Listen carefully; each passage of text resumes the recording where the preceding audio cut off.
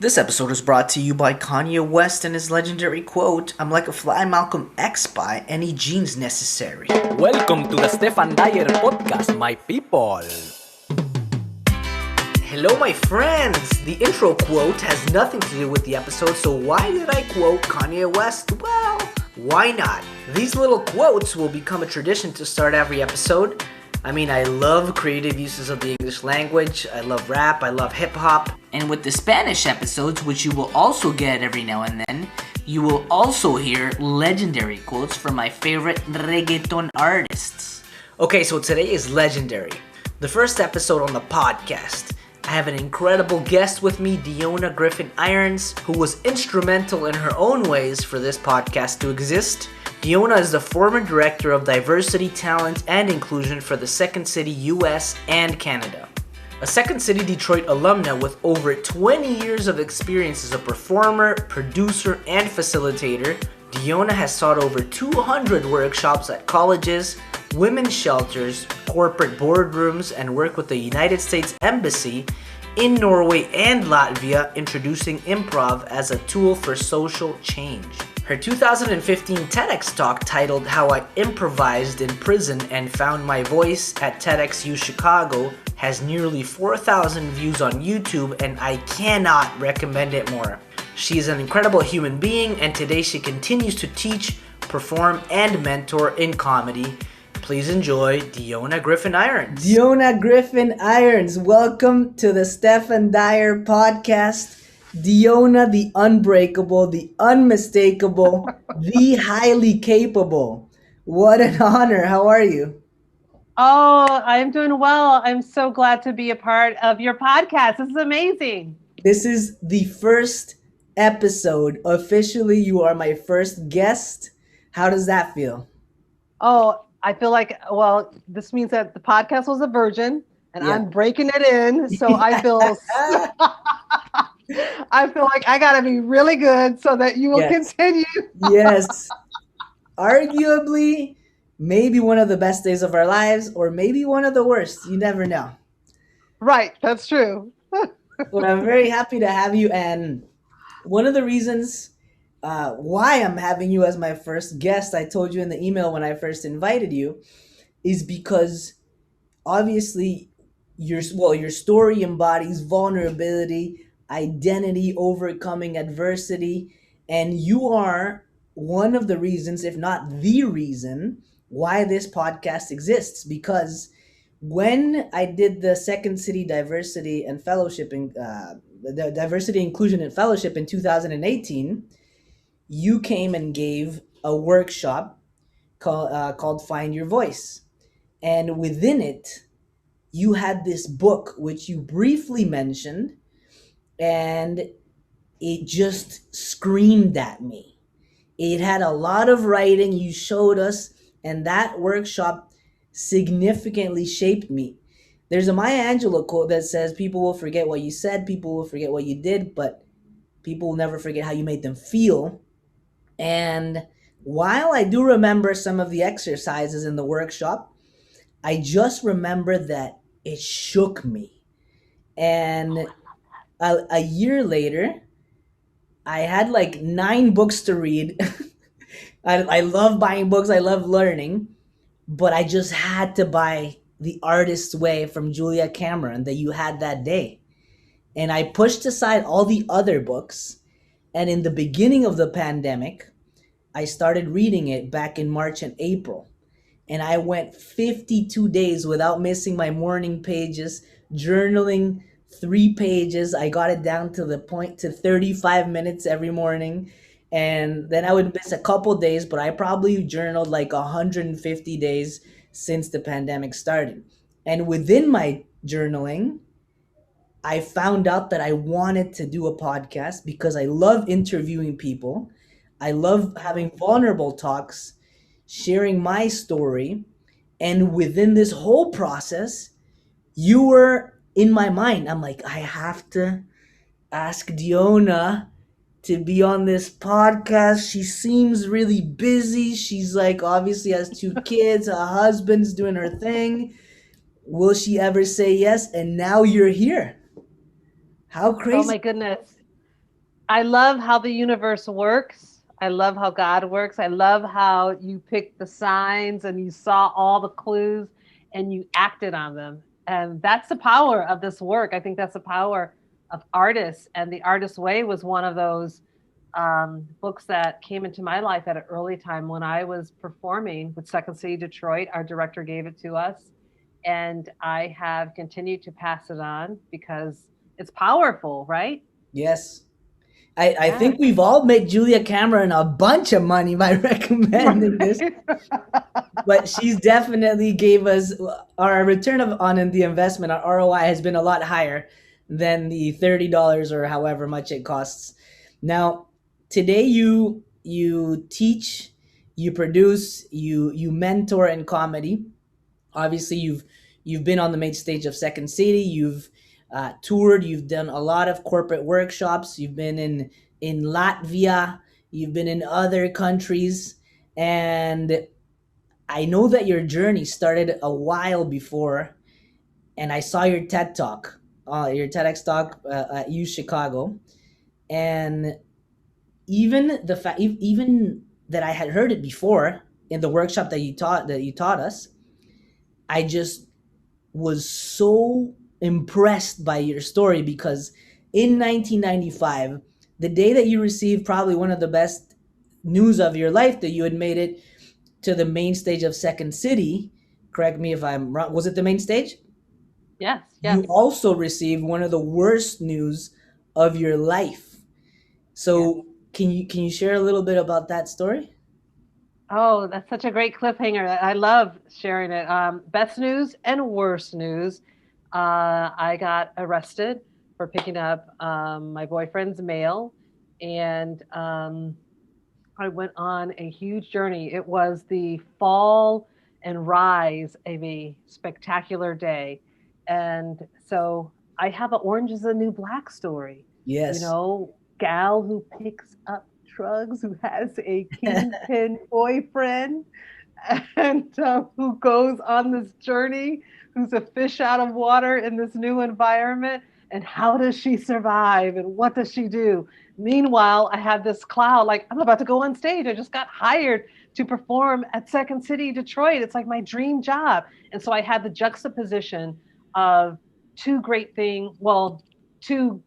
meaning incredible things, but one being like, one was a heavy weight that was pulling me down. I might be going to jail. And the other one was, I finally am making like a big break in my career. Which is huge. So just to understand, for our listeners, when you picked up the mail, you didn't go into jail immediately when you first got arrested. There was like a trial time and you were still performing.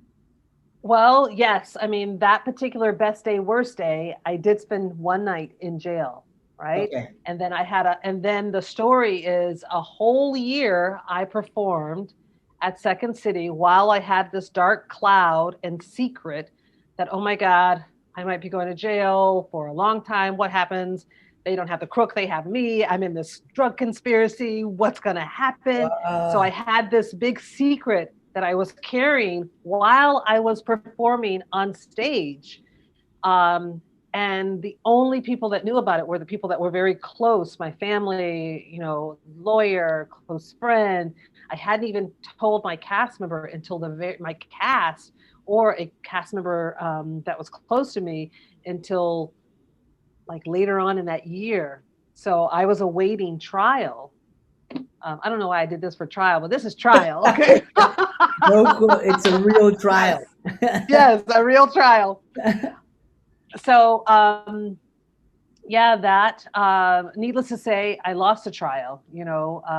Anybody who knows anyone that's involved with conspiracy, drugs are just a harsh thing to kind of beat, if you will, even for high level and low level. And spoiler alert, you broke up with the guy as well. Yeah, yes. And here's the thing. It's like, do we send the kingpin's girlfriend to jail? Of course we do. We send her to jail. It's insane. I mean, she's got nice shoes on. She's got look at how what she's wearing. I mean, no telling what the jurors how they were sizing me up. Nope, her shoes too nice. She's going to jail. She's got on a nice suit. She's going to jail. Her hair is looking trash. She's going to jail. Sure. And to jail I went. And I remember I was just watching the TEDx talk, and you said that only until you like a couple of hours or the day later you were like, wow. Well, I mean, you went to jail for that night, but when you finally got convicted and you had to go to the real thing, they immediately got you and took you to the jail. And when it hit, it was like devastating because immediately you couldn't process it. Oh, it was night and day because, it happened, trial came down, lost the trial, and there wasn't a self-surrender. You go home and you wait and you go in and you turn yourself in. Yeah. Immediately, I was remanded to custody. So I didn't have a transition time. I didn't have any transitions. Like I have on my, my court clothes, a day or so ago, I was performing on stage. And the next day, I'm going inside and there's no turning back. So that identity shift, actor, performer, daughter, girlfriend, the identity that I knew very close was vanish. And instead I got the new identity of convict, kingpin, drug conspirator, all these new labels, inmate. These were my new labels. They didn't care that I was performing, that I was a performer or anything. It's like once you're kind of in the system, you're in the system and you're a number. So that was harsh, adjusting to that new identity. And especially because for us performers or in the Second City or other institutions, when you get to the main stage, it's not like you wake up, go into improv class, and the next day you're in the main stage. Like it takes time. You enjoy every single step. Every time you get called up to the next level, it's like you always got your eye on first division, on making your debut in the big leagues, to compare it to soccer or basketball, and then this happens. Did you ever, I mean, I can't imagine what it was like, but did you ever feel like, oh my God, that there goes my career? Or did you know, I'll get out? Well, no, I was devastated. I mean, you experience an array of emotions. I mean, everything from my life is over. And that was exactly what I will tell you. That was when I heard that guilty verdict. That was the voice that I heard. And then in a split second, I also heard, it's just beginning. And I write about that in my book, my memoir that I'm writing about. Yes. I've been writing on this project for a long time, but that was eerie to me to hear. I heard my ego say, your life is over. And then in the second breath, I heard, no, it's just beginning. And that spirit voice, whatever you want to call it. I mean, if you've ever heard a voice that tells you you're going to be okay, or trust, I mean, the voice that guides you and tells you that you're going to make it through, just hang on, or whatever. That voice scared the heck out of me because I had never heard an angel voice like that so loud. If you want to call it God, if you want to call it spirit, I had never heard a voice speak back to me that quickly. If there's something that I can compare it to, obviously, I mean, I haven't been to prison, but when I quit my job 3 years ago, when I quit the bank, it was like I wouldn't say like an unpopular decision, but obviously I was doing so well at the bank that it didn't make sense to the majority of people, because I was trying something new for many people, because not a lot of people followed my career before. But I just knew that it would be fine. I knew that I would find a way, and I would regret it so much if I didn't take my chance on it. And I had never really heard a voice like that, but it was so powerful. I just didn't want to wake up when I was 60 and be like, what if I would have bet on myself? What if I would have quit my job when I was 29 to to pursue what I love, Right. and I'm glad I'm doing it, because now I'm interviewing Dionna Griffin-Irons. And your TEDx is called "How I Improvised in Prison and Found My Voice." So when I was watching it, you described vividly one of your first days, and everyone has their identity. They're trying to protect themselves in prison, and here you are trying to introduce improv. You're trying to get some gets. You're like, where are you from? Your favorite hobby? Tell me your favorite movie. And everyone's like, what the hell are you talking about? Get out of my way. How was it to be I mean, like the new one, to suddenly be improvising, teaching people, and showing them that you don't have to be out of jail to be free in some ways? oh yeah, yeah. It was a discovery for me. I mean, it was the only tool that I had that became my survival skill. And I was a performer and I had to rely on what I knew best. And my life-saving skills were improv, comedy, theater, making up characters.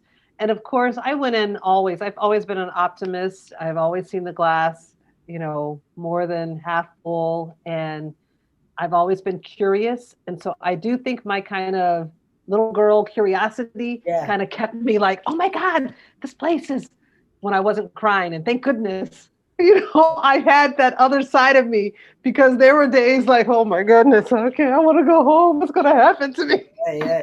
And then what saved me is this play, the sense of play and this curiosity, where I could go up to people and say, hey, let's do something different. I know this is, we're all stuck here anyway. Yeah. We don't have any board games. So, so let's make up and create. And by doing that, it was a huge reminder that we can go anywhere in this environment and not be stuck and not be stifled. And so it was freeing mentally, it was liberating. And so that exchange and that play and the improv that I ended up doing wherever in that whole time. Because you were in different prisons, right? Yes. Well, yes. Well, not hardcore prisons, but I do like to say.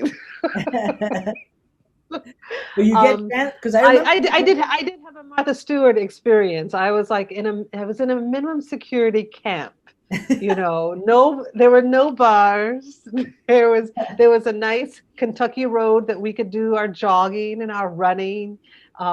We stayed in dorms. We had a cafeteria. We wore gym shoes and that sort of thing. And across the way, there was a barbed wire fence. And that's where the men's prison. And that was more of a kind of prison and we could look across the way and see the men and flirt and say hi.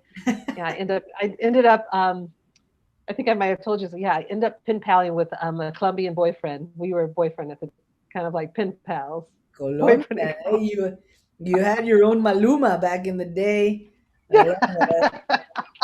I love it. I remember from the workshop that you taught me that shook me, that you said that because you were transferred from prison to prison as your time went by, that I think you did like 2 years or 2.5 years approximately in total. Yes. But the better that you behaved, they would reduce your time, kind of, right? Mm-hmm. But I remember that you mentioned that this one point, for whatever reason, you were transferred into like a more maximum security prison, and you were in a prison cell that was significantly more isolated, and that was just devastating. And I've seen Netflix documentaries where people say you want to commit suicide if you're like isolated for a month or 2 months. And from somebody who's never when you hear this for the first time, and obviously with no judgment, I'm like, I could be by myself, but really I've seen so many people do it that you can't. Like, you go nuts.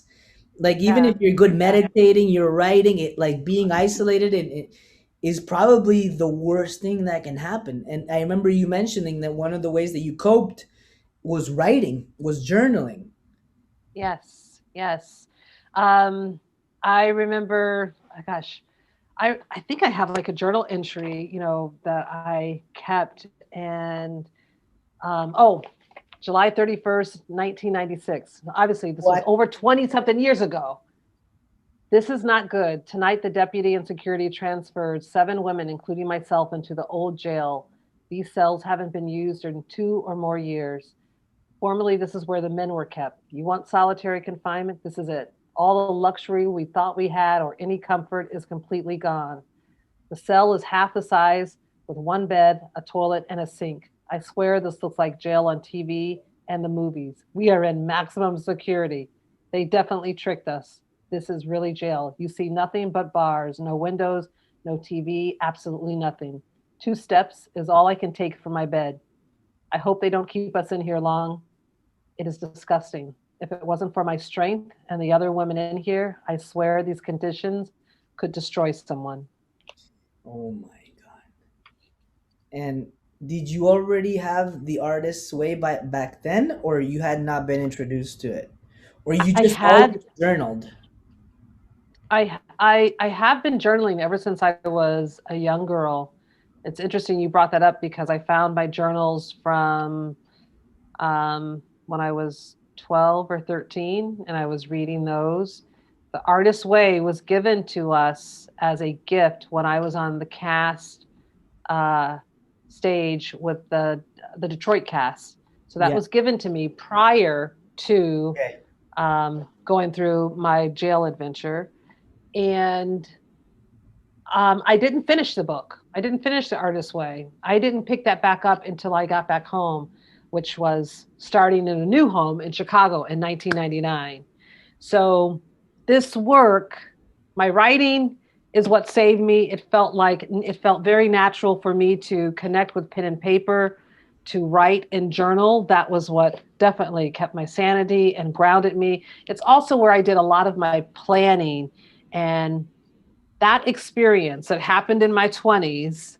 Mama's a little older now, but that experience, that experience that happened, over 2 decades ago, was a catalyst for the work that I do Yes. now, my inclusion work.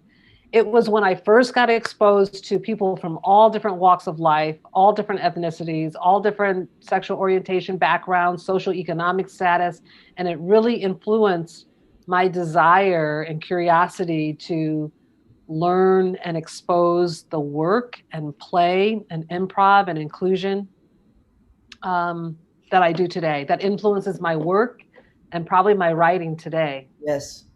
That experience. I find it fascinating that you've been able to, just to use a word from the pandemic, reinvent yourself in many ways. But what I'm very curious about is you've been able to now be a great wife, a mother of two. You've been able to mentor a lot of people, including myself. And how difficult was it, or what did you do to disattach yourself from a potential identity of being a felon or a criminal, because maybe that's what the system is telling you right when you leave. But now I see you smile, I see you laugh. Well, obviously comedy is tragedy plus time. You're comfortable, but maybe when you first got out, you weren't like, hey, look at me, let's do improv. I did improv, I was in jail. How do you transition? Because this one time I got a traffic ticket and I dwelled on it for like Mm-hmm. 80 years. And I'm like, ah, I'm a bad person. But I mean, there's layers to everyone. It's easier said than done. But how do you transition, and how do you get over, this is not who I am? I am Mm-hmm. also a mother. I am a wife. I am a mentor. I am a performer. I am a citizen. What did you do? I use some of the same techniques that I used back in that jail experience that I use now. I have never been one to attach to labels. And it's probably one of the reasons why I do diversity and inclusion work, or my work became about inclusion, not attaching to labels, because Yeah. I believe that labels will put you into a box. It defines a person, it limits a person, it restricts a person. And I felt that restriction, obviously, when I went into an environment when the people who were there, the authorities, they told me that, oh, you're this, you can't do this, and you're this and this. And it's like, hold up, wait a minute, I know who I am. I mean, it's like, I haven't drunk this juice just yet. I haven't drunk jail juice yet. Don't try to tell me that I'm now this, and this. And that kind of conditioning and that that control was all around me. And so my act of social, personal resistance Yes. from the beginning of that journey was to resist all that what was being thrust upon me and to claim my identity and to remember who I was. Writing helped me remember who I was. So every time there was a label like felon that Yes. was coming, I would turn that into a positive acronym. Oh, in my journals, I would do this. And I'm like, oh, I'm fun, enthusiastic, loving, optimistic, Neanderthal, So I Right. would turn, yeah, I would turn it into a positive. So when I had to take a mugshot, if you saw, and I probably have it in one of my writings or my journal somewhere, but so when I took a mugshot, instead of just kind of like looking all, kind of looking all kind of, rough or whatever, it's like I would smile. It's like, this is a picture. I like to smile. I like to The smile on Justin pictures. Bieber smile. So The Justin yes, so Bieber I pep would, talk. right. So that was my way of using, if you want to call it passive aggressive, resistance I think it's very throughout the interesting. journey. I think it's very interesting the magic that happens in the journaling. I sometimes I Mm-hmm. would I would not journal in the morning and I would just feel like something's bugging me and I'm like I'm just gonna resolve it in the paper. Let's go to journal it out and Mm-hmm. it would just work itself out. And even if I didn't have a clear answer, I just felt better. Oh And yes. it's like you're doing your own personal self-awareness and personal growth on the page. And one of the things that you mentioned right now that I find very interesting in I did this course called the Landmark Forum that is like personal growth. And one of the distinctions that I loved the most is that sometimes people that pain is when people can't distinguish the facts from the story they're telling themselves. So for example, this, Mm-hmm. this circle is what happened, but the story you're telling yourself, when these two collide and you can't distinguish the story you're telling yourself from what actually happened, that's when pain happens. So like, nah, Mm-hmm. my dad abandoned me. It's like, no, dude, your dad just moved across the street or like 5 minutes away. Or it's like, I got a traffic ticket. That's the facts. What's the story that I told myself? I'm a horrible person. I'm a Mm-hmm. horrible citizen. I shouldn't even be on the streets. And I think that when you journal, and Mm-hmm. the more you journal, it's like therapeutic, and you start to remember what you're actually made of, what you love, who you Mm-hmm. are, and it's like kind of like a shield against outside people telling you or trying to label you. Yep. Journaling is the conduit to your truth and to the spirit voice that knows and that wants to save you. It's kind of like if you've ever read Neil Donald Walsh's book, Conversations with God, and all of a sudden it's an amazing book where, not to make this so religious and all, but it's the writing is just incredible because it's just like, oh my gosh, where does this, even like another book like The Four Agreements. I don't know if you've ever read The Four I've heard of Agreements. it. I haven't read it, but I've heard of it. And so you have these books where these enlightened souls or gurus, if you will, are just speaking at such a level of intelligence and bliss and free from pain, free from fear. And it's evident in the writing. And it's like, wow, this is like powerful stuff. How did they get there? And I believe that it's triggered from this all-knowing voice that exists inside of us, whatever you want to call it, your spirit voice, whatever it is.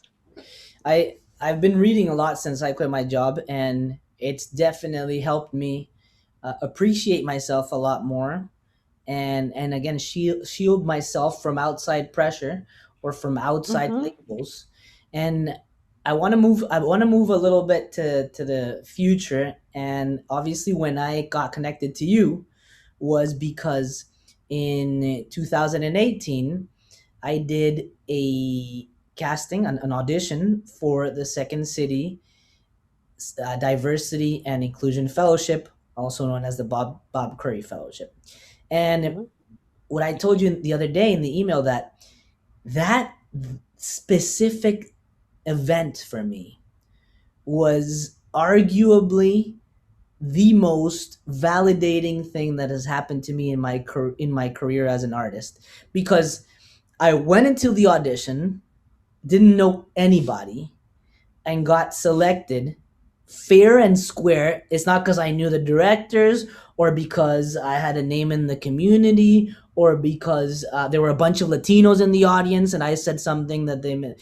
It was like, for the first time in my life, I felt like I belonged with an elite group of artists.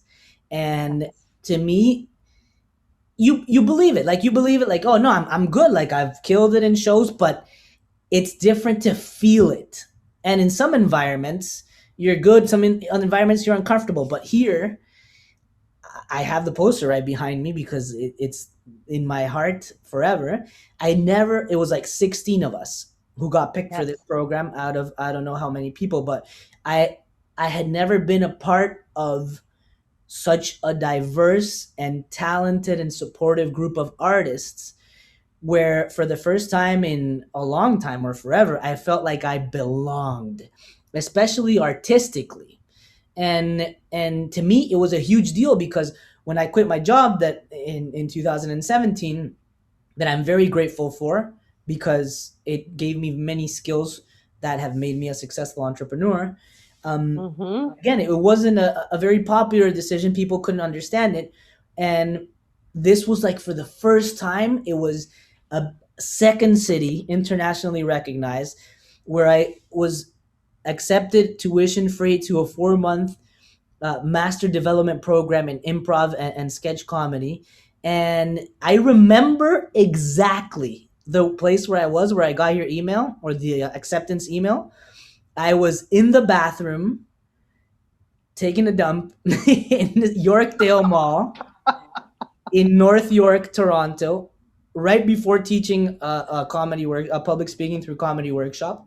And I just couldn't believe it. And it was, like, you could be in the bath, you could be anywhere, but you feel like you're on top of the world.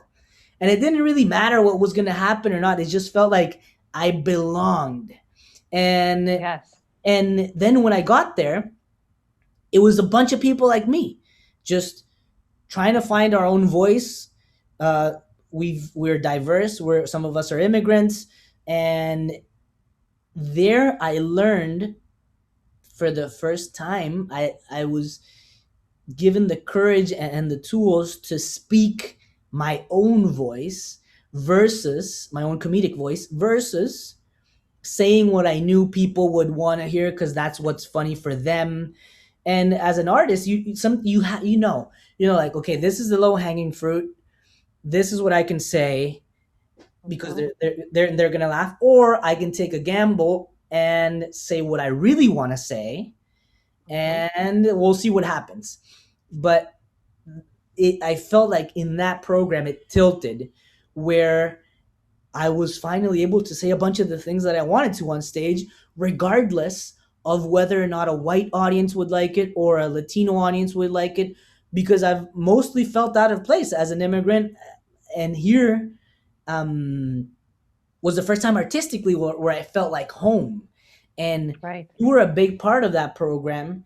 And I just want to hear your insight and what's it been like for you to make people feel like me, but just in Chicago, in Toronto, other places, many years, because my class was not the first one. And where did this idea come from? What was it like to build it? Oh my goodness. When you were telling your story, and how it made you feel, it reminded me of when I was an actor and I graduated from college with a degree in radio, TV, and film, and I was clueless on how to navigate the industry. Yeah. I didn't have a connection with an agent. I didn't know where to turn. I was just kind of like clueless. And here I am. I'm a graduate from college, so much of the inspiration, obviously I expanded and built and created and developed a year-long program. And, thanks to, Andrew Alexander at Second City, who also offered me a job when I left boot camp, my whole experience, and Yes. said, what can we do? He saw that I created a show, I brought in an audience, and then he gave me, the opportunity to create and expand a whole program. And with free will, what would I want? What would it look like? And with that, in Chicago, I created a year-long program of auditions, panel events, shows, representation, access, workshops, intensives, all geared towards opening the doors and creating more access Yes. for people who did not have access to the art form or underrepresented voices in many different areas. And that program, Bob Curry Fellowship, is essentially a brainchild. I developed that first with the initial ideas, like, from intensives. And then I collaborated with the artistic director, he's not there anymore, with Matt Hovde in Chicago on here's the kind of program that it should be. And we came up with all these different tenets. Well, we should have this finding your voice and this. But it all comes from not having that experience as an actor and wanting to have that family and that community and have a sense of what that family and community felt like when I was on stage. Yeah. With Second City Detroit, and the affinity for the artists that I had worked with a word show where it was a collected group of talented artists, and just seeing what the genesis of what came out of that, what artists from all different backgrounds could create, and just seeing that there was a need for it. Yes. There was a freaking need for it. And I've always been of the mindset, because I was in that position, I don't take that, lightly, that if you don't see it, don't wait for permission for someone else to tell you what you need to do. Then you create it. Yeah, that's kind of what we did. There was no stand-up comedy in Spanish in Toronto, let alone someone crazy enough to think that they can make a living out of stand-up comedy in a language that was not official to the country. And me and my comedy partner, my business partner, Huang, and I were just like, we'll create it. Screw this. Yes. And we're quit our jobs and we're just going to tour in Spanish. And it was also one of the first times through the program where I got validated or got a chance to do something in English, because this whole time we had been doing it in Spanish. So it was incredible for me to be there. All the workshops were fantastic, and the show was just magical. Like you've probably felt this many times, but sometimes you're on stage and there's rare moments, because some this is going to sound pretty arrogant, but the better you get on stage, when you kill it, it's not as special anymore. But the first time you kill it, Oh and yeah. it's like you are on top of the world. And Right. Right. and like in stand up in Spanish or sometimes in English too, like I'll kill it, but it's not the first time that I do it, so it's not as magical anymore. But it still feels incredible, but Right. not as Right. like the first time. And the show for the diversity fellowship, it was just one of those days when you're on stage and you're like, this is what I was born for. Like, this is exactly where I need to be in this moment in the world. Like, this is where I'm supposed to be. This is how it's Yes. supposed to feel. And this is what I've been working towards my entire life in a way. And back home, since Second City is recognized pretty much worldwide, and a lot of people have come, like really good artists have come out of it. When I said that I was admitted, or I posted I was admitted because I was super excited into this program, it was like, wow, this guy is actually good. It's like, oh, we just thought that he liked to do stand up or whatever, like this is a hobby. But when another institution like renowned picks you, Yes. it's like even you, like yourself, you're like, oh shit, I'm actually good. You're like, it was not just me who I Yeah. thought I was kind of good. It's like they see something in me that maybe I'm not even seeing in myself. I kind of know I have it, but Yeah. to be recognized. And in Spanish we have a verb that is like codearse. Codo is elbow, and they say Hmm.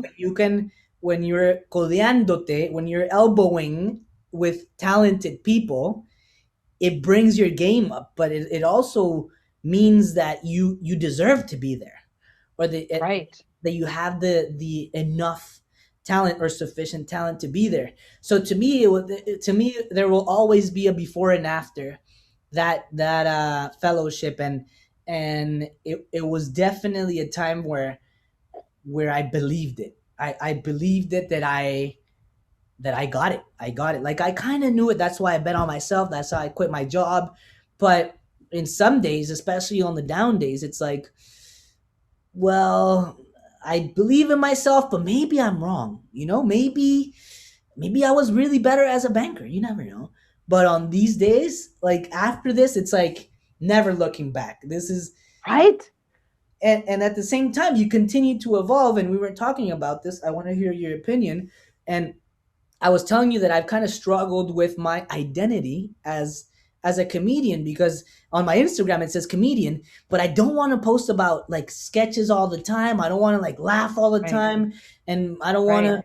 I want to talk about being a dad. I want to talk about being a husband, an athlete.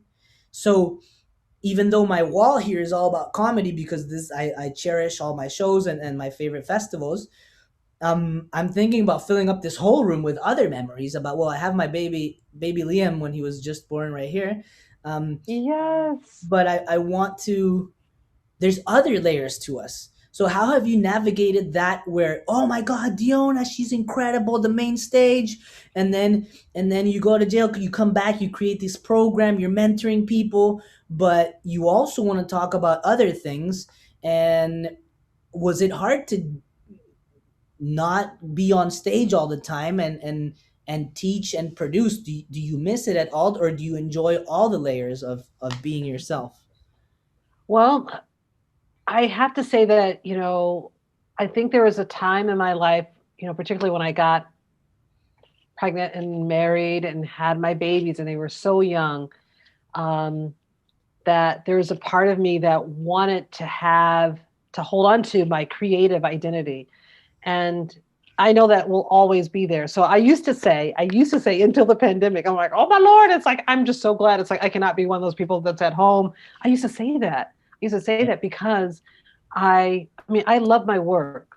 I love creating. I love teaching. I love producing. I love mentoring. I love teaching. I love writing. I love all aspects of that. And that is who I am. So I embrace all of that. But I'm also a mother who loves to bake. I love to Yeah. bake pumpkin pancakes, banana bread, or And the I artist love to make. way, asks you all these questions and brings you back to who you really are and what you love to do. Yes, yes. And so all of that. So, when I make these mama jokes, it's like, well, mama didn't da da. It's like, because I am a mama. I Yeah. am a mama. And I think that I'm a better mom to my children when they see the creative side of me. And I am also a better mentor and producer when Yeah. they see that I have a family and that I'm balancing. It's like I have the same amount of hours, the 24 hours that Yeah. you have in your day, but I have triple amount of work to do And because I am a mother. So I'm getting up a lot earlier, or either I'm going to yes, bed later, and I'm doing Steve, a lot of stuff. So Steve Martin in his master class says that it's actually better if you're not going from 16 years old straight to stand up. It's actually better if you are a dad, an athlete, you've worked in an office that you maybe hated, because you have so many things to relate to with audiences, but you have different hats to put on and different things yes. to talk about, as opposed to just touring and being on stage, which is fine. But when a lot of people are like, no, I'm too old to do stand up, or no, I've been an accountant all my life. Well, fine, that's perfect. Like, there's so many things that you can talk about, and Hmm. age, I don't think age is a limit. No, absolutely not. I love when I was in a class and one of my students said, "You've lived." Like when I dropped my jail bomb story, because obviously people don't think like, "Oh my God, I've been to jail, I've done this and da da da." Yeah. And then it's like, "Oh man, they want to hear the jail stories. Yeah. People want to know what it was like, and and then when people hear it, it's like, wow, you've lived, you've got something to talk about and something to share. It's like, yes, and I can write about this, I can put it into my work, and because I've lived and I'm peeling that layer back and I'm leaning into it, the uncomfortableness, the confusion of it all, Yes. I'm leaning to all of it. It fuels my work.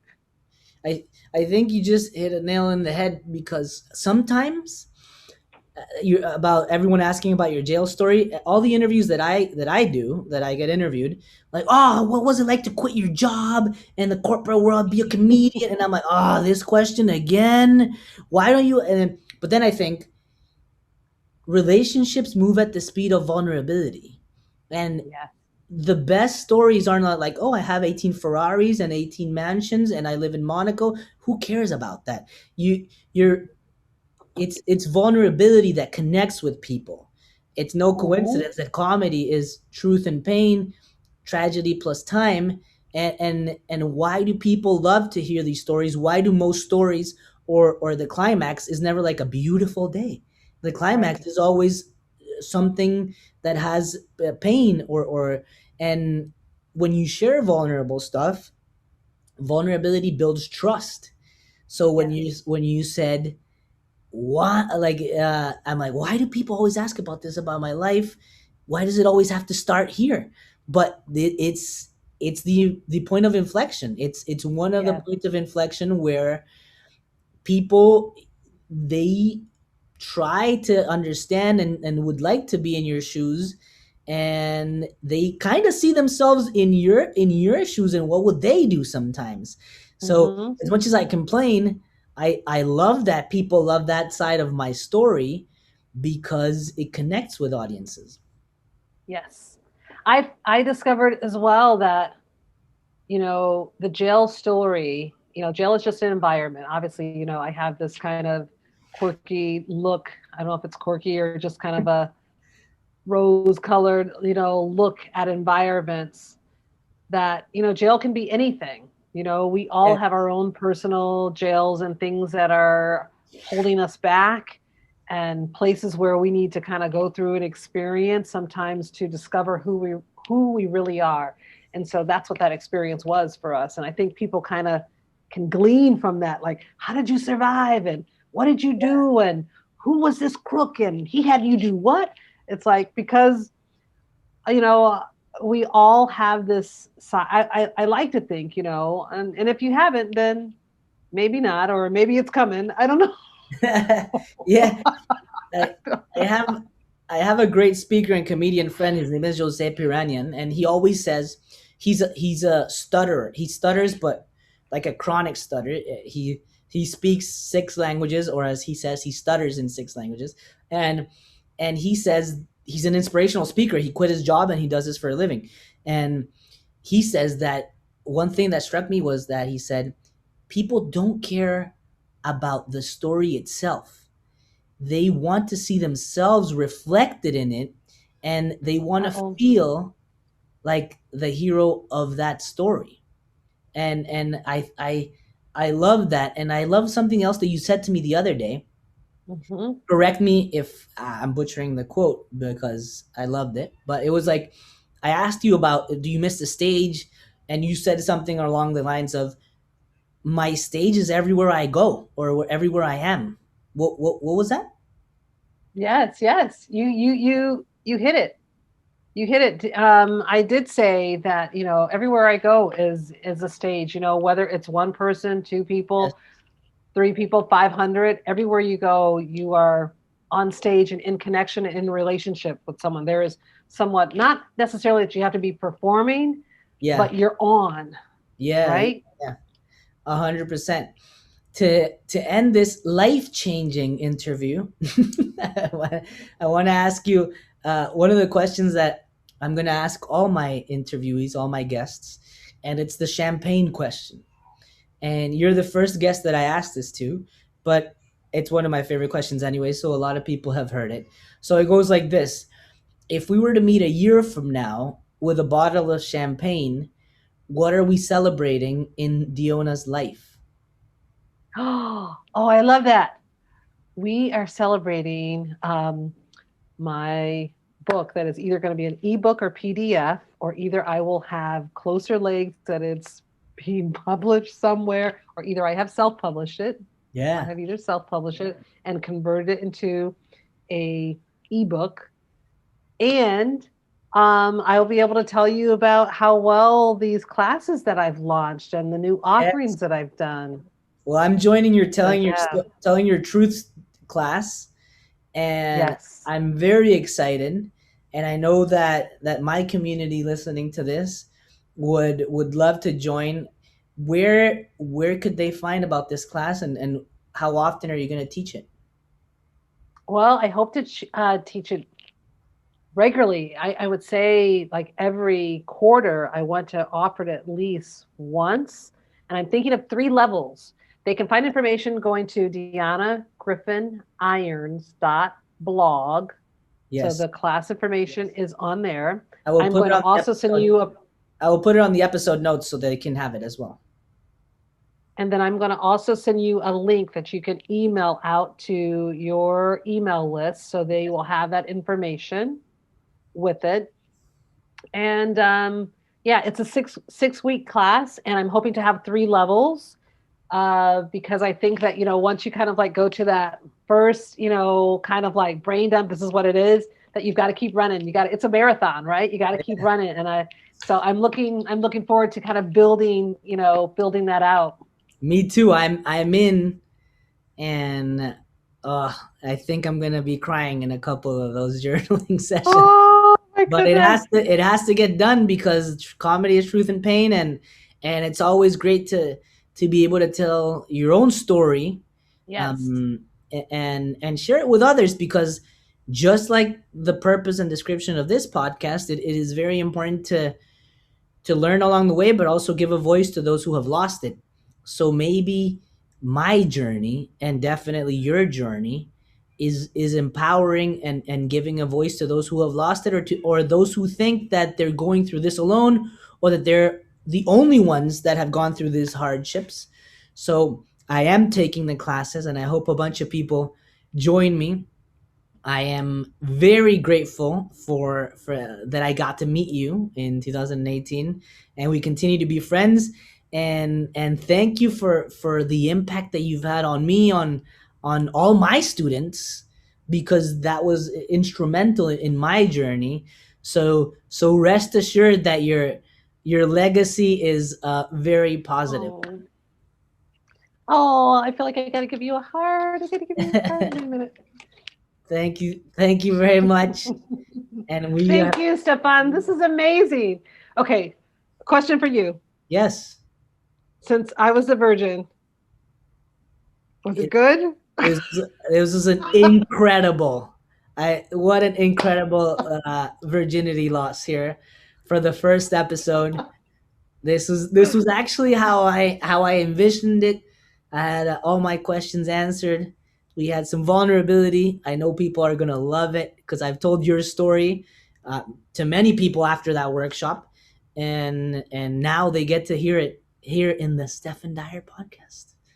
Yes. Oh, that's awesome. And they can follow, let's follow. Can we kind of give a shout out my handle? Yeah, At Dionna G. Irons. yeah, On Insta. I know you have a huge following. yeah. No, Yeah. they'll be able to see you. I'm gonna tag you, and your information and the course will also be on the episode notes. So on that note, You are a gem. my friends, thank you for listening. This is Dionna Griffin-Irons and Stephan Dyer.